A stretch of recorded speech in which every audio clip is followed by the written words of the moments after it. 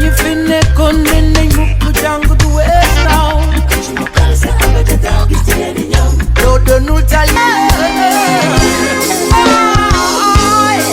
life is a school yo mag yu baax ñi fi nekkoon ne nañ mukk jàng du wees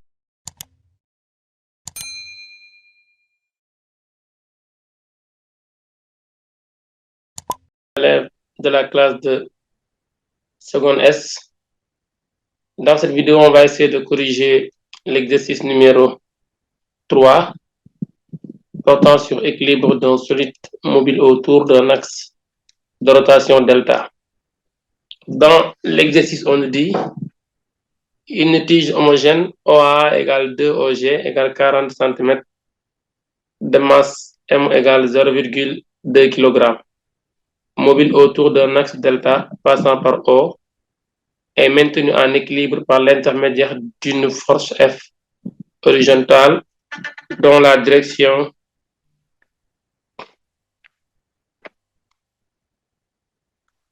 d'une force F horizontale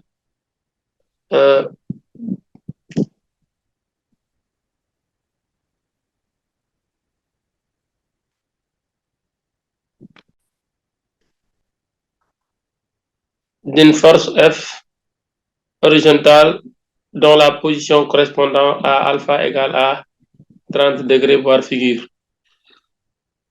Premièrement, calculer l'intensité de la force F lorsque la barre est en équilibre.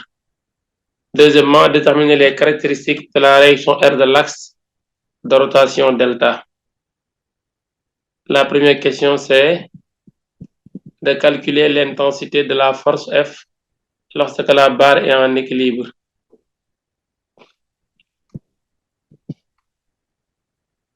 L'intensité de F. Alors, système. On va choisir le système. Barre. Référentiel. RS supposé galiléen. Bilan des forces. Il y a le poids P. La réaction de l'axe delta. Et la force grand F qui est appliquée ici. Alors, maintenant, condition d'équilibre.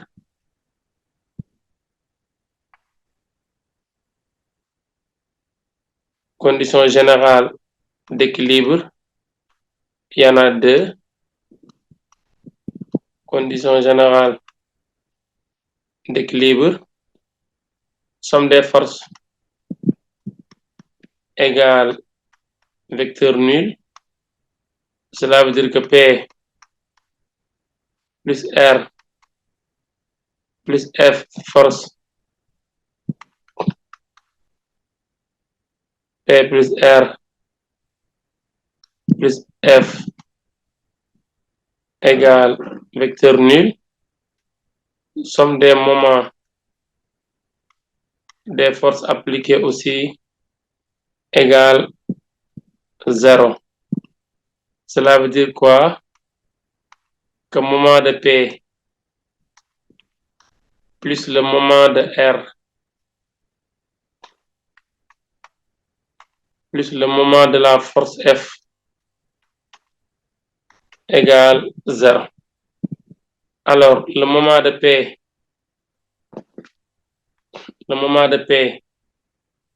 et le moment de R, le moment de F égale 0. On va calculer maintenant, comme ici le solide est en mouvement de rotation, la barre tourne autour de l'axe delta.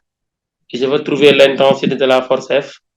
Maintenant, ici, je peux appliquer la condition d'équilibre, somme des moments égale 0.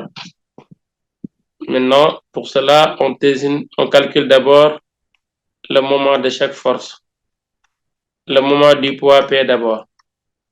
La première chose à faire, c'est de représenter le poids P de déterminer son bras de levier et de trouver dans quel sens le solide se déplace. Voilà. Maintenant, pour la représentation du poids, le poids, il est là, vertical dirigé vers le bas. C'est ça le poids et sa direction. Donc, on écrit ici P. On écrit ici P. Alors, pour le poids, si on veut avoir le bras de levier du poids, avant le bras de levier, d'abord, on va choisir le sens de rotation du système. Par exemple, on va considérer que le système tourne vers le haut. Autrement dit, que le mouvement se dit bas vers le haut. Maintenant, c'est le choix du sens de rotation est arbitraire. On peut choisir ce sens-là, qui est arbitraire. Maintenant, on regarde l'effet du poids sur la barre. Est-ce que si on tire sur le poids, en suivant le sens du poids, est-ce que la barre tourne dans le sens arbitraire choisi ou dans le sens opposé? Pour cela, on regarde ici l'extrémité de la barre qui est plus proche de l'axe du sens de rotation, la flèche. Si on tire sur le poids P vers le bas, donc le point A il descend. Autrement dit, la barre tourne dans le sens opposé au sens de rotation choisi. Donc, son moment est compté négativement. On a ici moins P multiplié par le bras de levier du poids. Le bras de levier du poids, je vais noter ça D de P. D, c'est le bras de levier, P, ça veut dire poids. On pouvait aussi dire D1 ou D2 ou D3, etc. Avec le bras de levier du poids égal. Maintenant, on a trouvé le sens de rotation. Autrement dit, la formule du moment, est-ce que c'est positif ou négatif? Alors, donc, maintenant, pour avoir le bras de levier, on prolonge la force. Ici, en pointillé, on prolonge la force. Après, on trace perpendiculairement avec l'axe de rotation delta, on trace la force orthogonalement. Voilà, perpendiculairement vers l'axe, vers la direction de la force, en passant par l'axe de rotation. C'est ça le bras de levier en bleu pour le poids P. C'est la longueur du segment orthogonal à la direction de la force, passant par le poids P. Donc, c'est ça le bras de levier. Voilà. Alors maintenant, ce bras de levier-là, si on regarde, c'est du côté opposé à l'angle. L'angle alpha là, que vous voyez ici, il revient là, par angle opposé, par angle alterne interne. Donc, le bras de levier, c'est en face de l'angle alpha. Donc, ici, finalement, D de P égale OG multiplié par sinus alpha, car c'est en face de l'angle alpha. Donc, autrement dit, si vous voulez avoir sin de alpha, ici, on a le bras de levier et on a calculé le moment moment de P par rapport à delta. Alors, on passe au moment de l'autre force, le moment de la force F par rapport à delta. Là aussi, on regarde est-ce que c'est plus F fois D ou moins F fois D. Si on tire sur F, la barre monte. Autrement dit, le point A se déplace dans le sens de rotation positive choisi. Donc, ça donne plus F multiplié par son bras de levier D de F. Or, D de F ici, le bras de levier de la force F égale. Alors, tout le temps, on va tracer la perpendiculaire à la force passant par l'axe de rotation delta. Mais avant cela, on doit prolonger la force pour avoir la direction de la force. Donc, voici la direction de F. Et si on trace la perpendiculaire à cette direction passant par l'axe delta, on aura en bleu le bras de levier qui est là. voici le bras de levier du poids. Ça, c'était le bras de levier de la force F. Donc, les deux bleus représentent les deux bras de levier. C'est orthogonal là. Alors, DF égale bras de levier de la force F. Donc, ce côté-là, c'est du côté adjacent à l'angle alpha. Donc, cosinus alpha égale D de P divisé par OA. Autrement dit, bras de levier égale à OA multiplié par cosinus OA multiplié par cos alpha.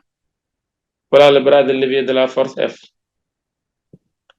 D'où le moment de la force F par rapport à delta égale F multiplié par OA fois cos alpha. Alors, on a le moment du poids, on a le moment de la force F. Il me reste le moment de la réaction R par rapport à delta. Ce moment-là, il est nul car R rencontre l'axe de rotation delta. Car R rencontre l'axe de rotation delta. Autrement dit, si une force passe par l'axe de rotation, elle n'a pas d'effet sur le mouvement de rotation, car son moment est compté positivement. Alors maintenant, à l'équilibre thermique, on avait tout à l'heure établi que la somme des moments des forces extérieures est égale à 0. Ceci nous permet de dire que le moment de F, plus on avait déjà écrit ça, c'est là, moment de F, de P d'abord, c'est moins P fois OG sinus alpha. Moment de F, c'est F fois OA. F fois OA cosinus alpha. Moment de R est nul, donc c'est pas la peine d'écrire. Ça donne 0. Alors, la question, c'est de trouver F. Et cela veut dire ici que F multiplié par OA cos alpha égale P multiplié par OG sinus alpha. Alors, ça nous fait ici F égale P multiplié par OG sin alpha divisé par OA cos alpha égale P multiplié par OG sur OA, le tout fois tan alpha. Application numérique. Si on calcule, on aura ici P, c'est 2 newtons. OG, c'est la moitié de la barre, 0,2 cm. C'est OG, 0,2 mètres sur OA, 0,4 mètres. C'est la longueur de la barre, 40 cm. Le tout fois tangente de 30 degrés alpha. Après calcul, on a ici F égale 0,57 newtons. Voilà la réponse à la première question de l'exercice, qui était de trouver l'intensité de la force F lorsque la barre est en équilibre. Ici, il faut juste faire la somme des moments égale 0 à l'équilibre, car le solide tourne en mouvement de rotation et la force demandée ne se trouve pas sur l'axe de rotation. Donc, on peut appliquer la somme des moments égale 0. Et pour chaque force, on trace le bras de levier. On choisit le sens de rotation du mouvement d'abord. On cherche maintenant si la force a tendance à tourner dans le sens positif ou dans le sens négatif. On trace le bras de levier et on calcule maintenant la somme des moments égale au vecteur nul. Voilà, égale à 0, excuse-moi. Puis on transpose pour tirer la force F demandée.